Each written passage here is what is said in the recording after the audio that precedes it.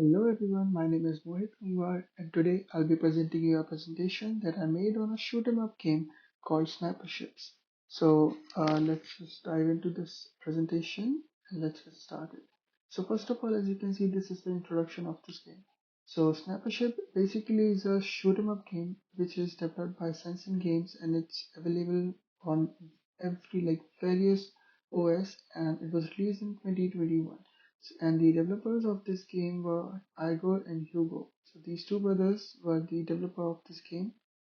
So now let's talk about the game.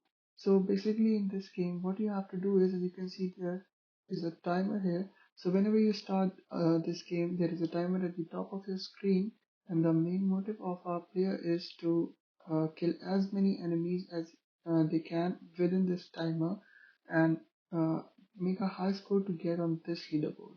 And what the high score helps us to do is we can get better weapons and we can even upgrade our sniper ships. So for that you have to collect some points. So now let's talk about the shooting modes of this game. So there are no different shooting modes for the protagonist in this game, but enemies keep getting stronger as you move forward in the level. So as you can see, in the starting of the game, when you start the game, you only see like these two mini enemies, and there are like mini shooters at the beginning of the level. But as you'll move forward, then what will happen is these shooters will become like different type of shooters, and there will be a lot of enemies on the screen, so which will make it harder.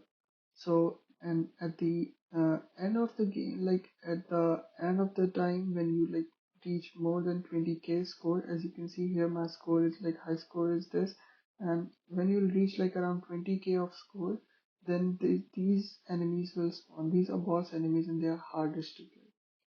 So let's talk about fire design.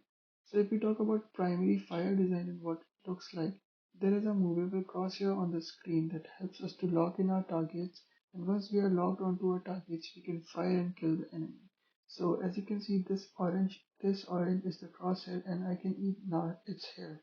So I can easily move, and if I play this, you can see how I'm like killing these barriers. So it's like bullets react to different type of enemies different ways. You can see here is the blue color, but when I kill this enemy, there is no blue color, it's orange. So the thing is, the fire design is different for each and every enemy. So now let's talk about power-ups and pickups. So as I mentioned earlier, there are no power-up and pickups, but the thing is, in this game, if you want to get or upgrade your ship, you have to make the high score to reach a particular score, and then you can buy and unlock weapons. But basically, I would really like to talk about a different type of game mechanics, which is shield. So how the shield works, when you start a level, you get three shields. As you can see, this is the third shield going in here.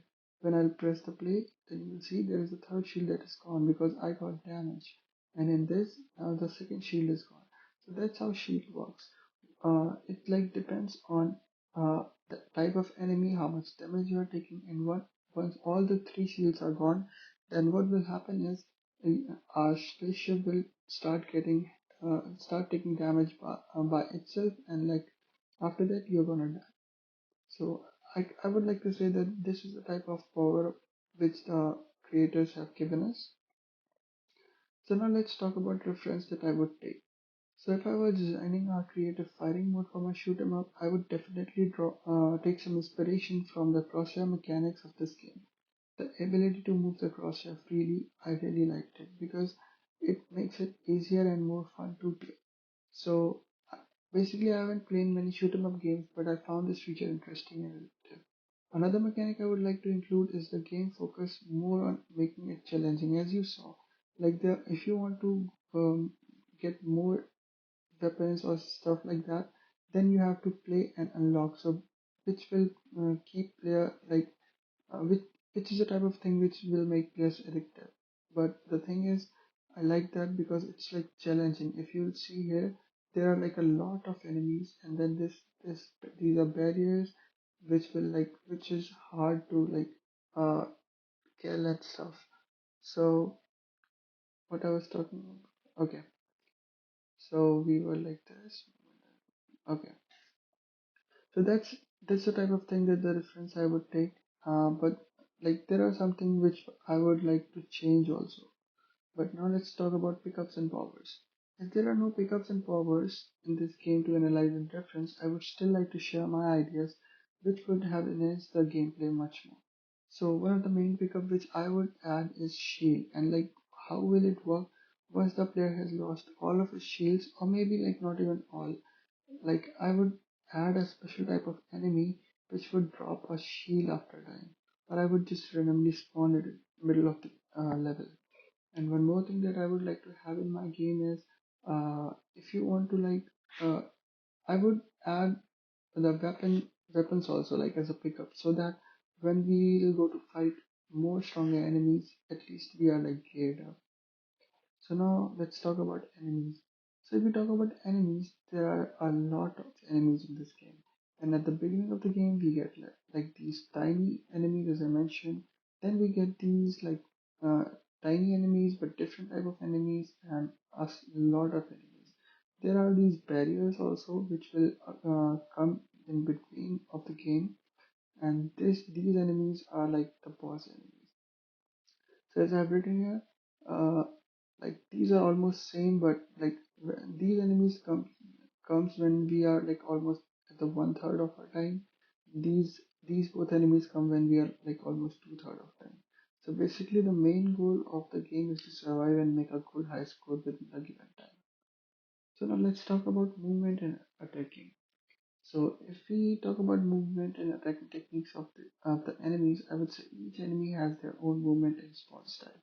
So if I talk about small enemies, they are like way faster in movement, and they are like easier to kill. And these enemies have their own uh, movement mechanics. Like you can see, these enemies move differently by these enemies and these enemies. These are like locked up. These are like constantly moving. These are moving, but they are way slower than these. So that's the thing I would say about movement and attacking. Each enemy have their own movement and attacking style. Even the spawn style of each enemy is different. So the reference I would take. So now at the very last, if I would get a chance to design a game with enemies, I would not take inspiration from this game. I know I talked good things about the enemies, but like there are various reasons behind that. First of all, there are like a lot of enemies attacking you from the very start of the game, which makes it competitive, addictive, but also irritating.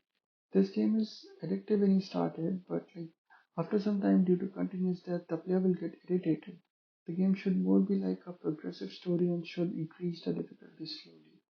There were no rewards for players without a position on a leaderboard. I would never do that like while designing enemies. I would rather design enemies to drop pickups as I talked earlier.